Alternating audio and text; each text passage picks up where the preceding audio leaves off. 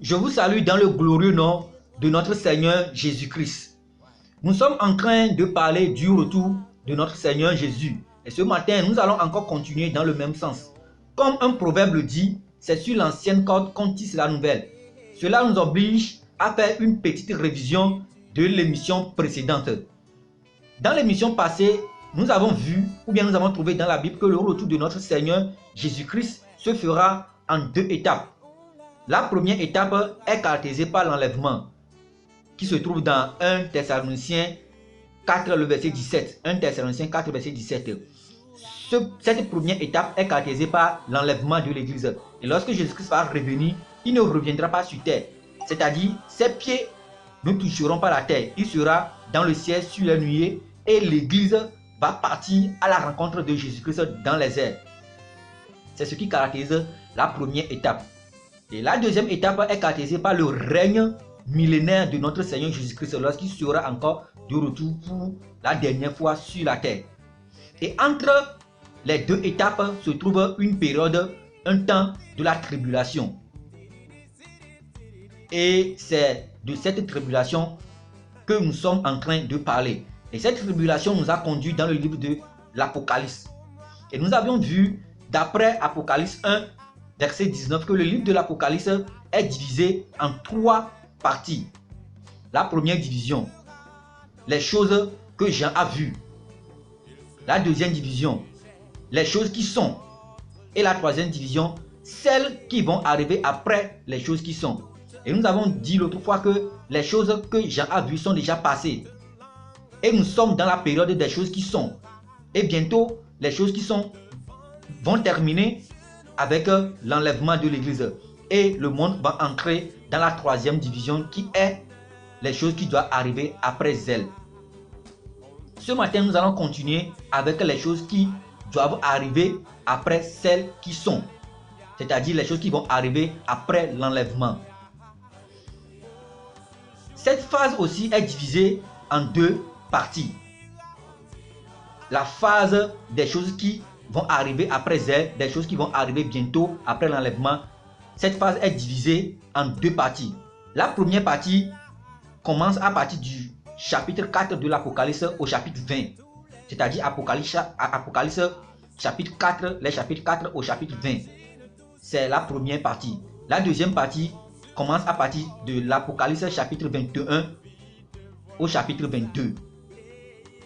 La première partie du chapitre 4 au chapitre 20 est caractérisée ou est la phase de la tribulation, qui est encore appelée la phase de la colère de Dieu. La première partie est caractérisée par la phase de la tribulation ou la phase de la colère de Dieu, qui s'étend sur une période de 7 années. Et cette période va commencer justement après l'enlèvement de l'Église. Cette phase concerne particulièrement tous ceux qui ne feront pas partie de l'enlèvement, tous ceux qui vont rester encore sur la terre après l'enlèvement. Nous allons nous poser une question ce matin. Pourquoi l'Église sera enlevée avant que ne commence la période de la colère de Dieu? Le livre de 1 Thessaloniciens nous donne la réponse. 1 Thessaloniciens 5, le verset 9. Il dit: car Dieu ne nous a pas destinés à la colère, mais à l'acquisition du salut par notre Seigneur Jésus-Christ.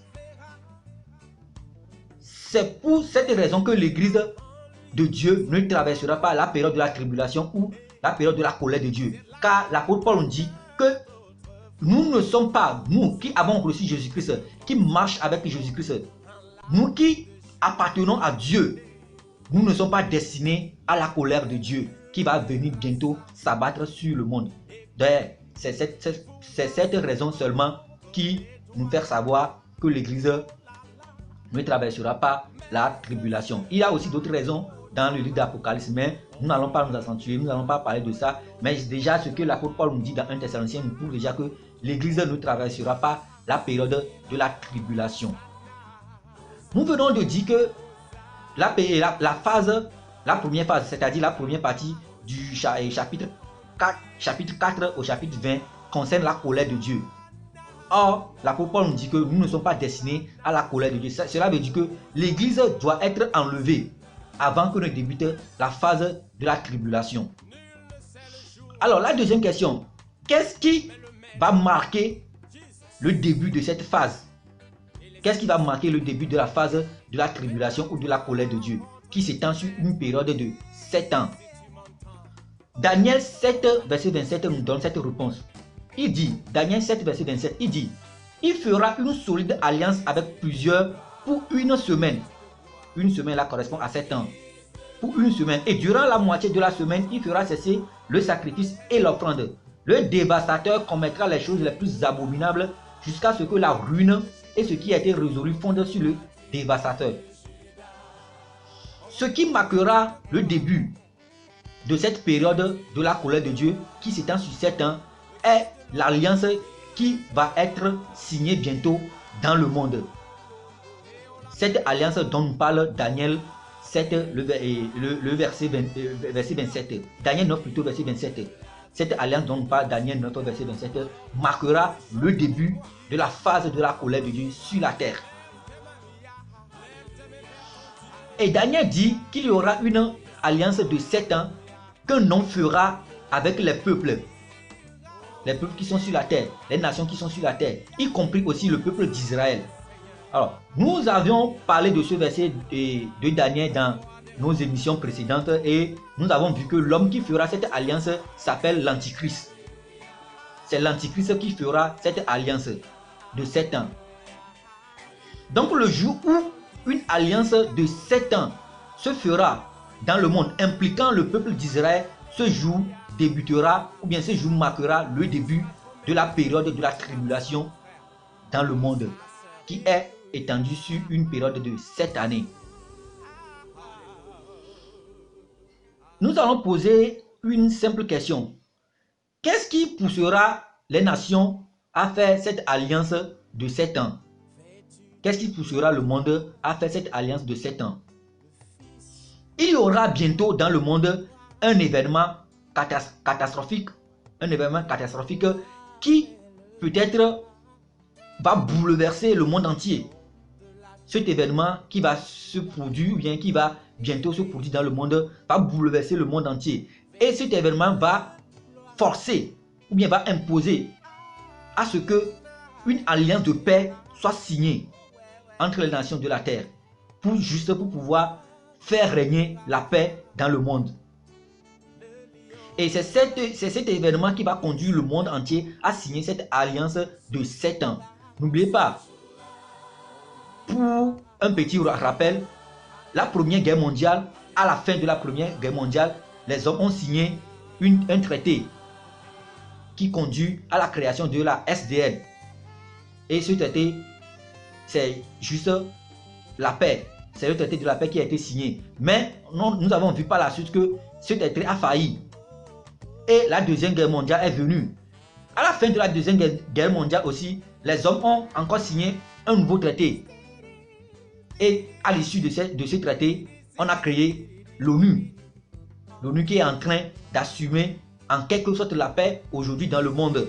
Mais nous voyons que malgré tout, il y a encore de la guerre. La guerre se déroule encore sur la terre. Mais il y aura particulièrement un événement qui va toucher le monde entier. Qui touchera le monde entier. Un événement catastrophique qui va obliger le monde encore à s'unir de nouveau. Pour signer encore une alliance de 7 années. Et c'est à partir de cette année que débutera la phase de la tribulation, qui est la phase de la colère de Dieu. Qu'est-ce qui va se passer dans cette période de 7 ans, qui est la période de la tribulation? Nous venons de dire que cette période, c'est la période de la colère de Dieu. Alors, ce sont des malheurs que Dieu va envoyer sur la terre. Des malheurs qui vont venir de la part de l'Éternel, s'abattre sur tous les habitants de la terre. Tous ceux qui ne feront pas partie de l'enlèvement verront ces malheurs s'abattre sur eux. Lisons 1 Thessaloniciens 5, le verset 3. 1 Thessaloniciens 5, verset 3. Il dit, quand les hommes diront paix et sûreté, alors une ruine soudaine les surprendra, comme les douleurs de l'enfantement surprennent la femme enceinte, et ils n'échapperont point. À l'issue, lorsque cette alliance de 7 ans sera signée, les hommes vont crier dans le monde. Oh, maintenant, la paix est en train de régner dans le monde. La paix est en train de régner. La paix est en train de régner. Et la Bible dit, lorsqu'ils diront paix, paix, paix et sûreté, alors une ruine soudaine les surprendra. Et cette ruine, ce n'est d'autre que la colère de Dieu qui va venir dans le monde. Pour bien comprendre les éléments de la colère de Dieu, bien, et de quoi est constituée cette colère, nous sommes obligés de parler ou bien de lire les livres de l'Apocalypse, c'est-à-dire à partir du chapitre 4 au chapitre 20. Mais le temps nous manque de lire ces chapitres ici, de les expliquer aussi. Et je vais vous convier, je vous invite à lire ces chapitres et mieux comprendre ce qui est constitué de la colère de Dieu. Mais je vais lire quelques versets seulement pour vous montrer de quoi il s'agira bientôt dans le monde. Quelques versets seulement. Disons Apocalypse 5 verset 1.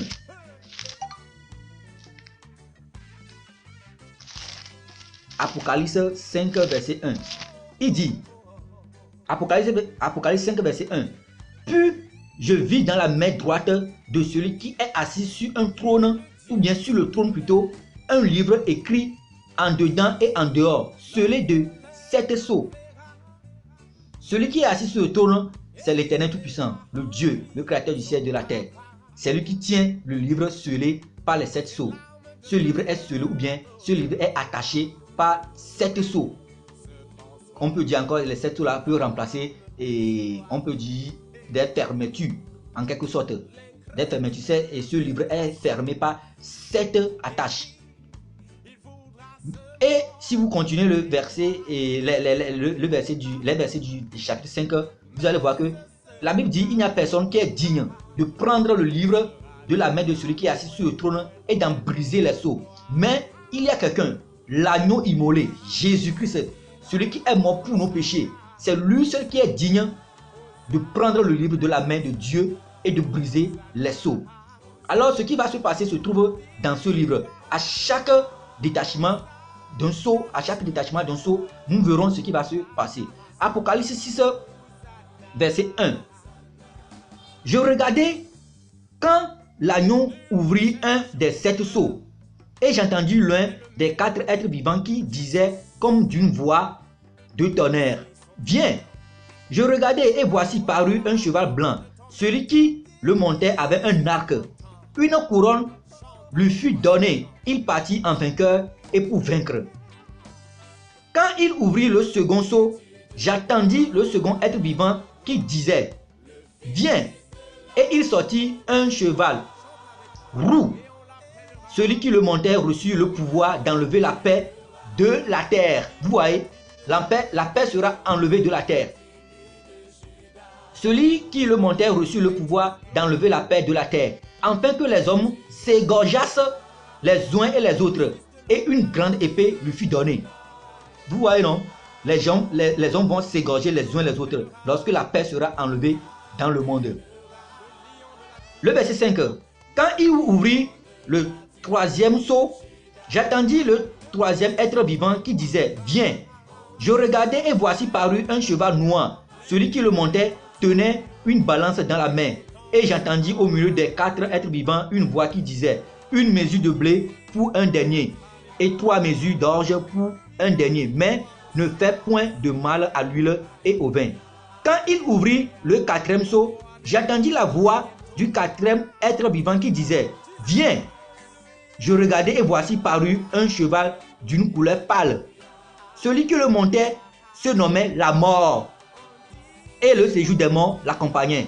Le pouvoir leur fut donné sur le quart de la terre, c'est-à-dire le quart de la population de la terre, pour faire périr les hommes par l'épée, par la famine, par la mortalité, par des bêtes sauvages de la terre.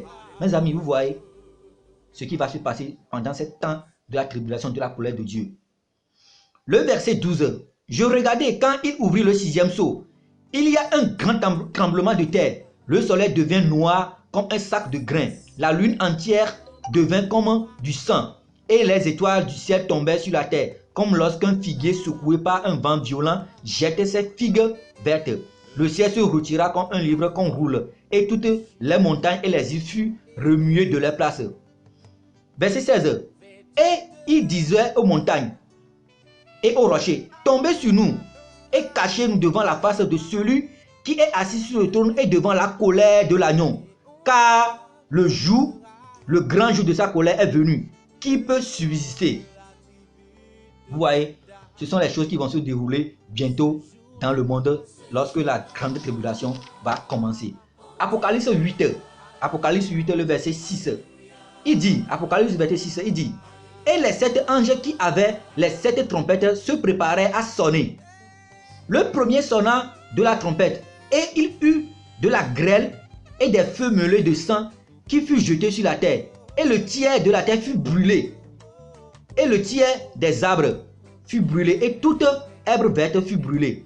Le second ange sonna de la trompette, et quelque chose comme une grande montagne embrassée par le feu fut jeté dans la mer, et le tiers de la mer devint du sang. Et le tiers des créatures qui étaient dans la mer et qui avaient vie mourut, et le tiers des vies périt, et le tiers plutôt des navires périt. Le troisième ange sonna de la trompette, et il tomba du ciel une grande étoile ardente, comme un flambeau, et elle tomba sur les tiers des fleuves et sur les sources des eaux. Le nom de cette étoile est absinthe, et le tiers des eaux fut changé en absinthe, et beaucoup d'hommes moururent par les eaux parce qu'elles étaient devenues amères. Le quatrième ange sonna de la trompette, et le tiers du soleil fut frappé, et le tiers de la lune, et le tiers des étoiles, afin que le tiers en fût obscur, et que le jour perdit un tiers de sa clarté, et la nuit de même. Je regardai, et j'entendis un aigle qui volait au milieu du ciel, disant d'une voix forte, malheur, malheur, malheur aux habitants de la terre, à cause des autres sons de la trompette des 3 anges qui vont sonner. Et pour finir, Apocalypse 9, verset 1 au verset 6. Et il ouvrit le puits de l'abîme, et il monta du puits une fumée, comme la fumée d'une grande fournaise, et le soleil et l'air furent obscurs par la fumée du puits.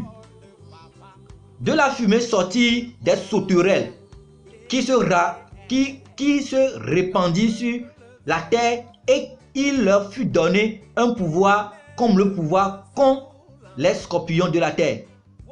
Et il leur fut dit de ne point faire de mal à l'herbe de la terre, ni à aucun verdure, ni à aucun arbre, mais seulement aux hommes qui n'avaient pas le sceau de Dieu sur le front. Il leur fut donné non de les tuer, mais de les tourmenter pendant 5 mois. Et le tourment qu'elles causaient était comme le tourment que causent les scorpions plutôt, quand ils piquent un homme. En ces jours-là, les hommes chercheront la mort, et ils n'en trouveront pas.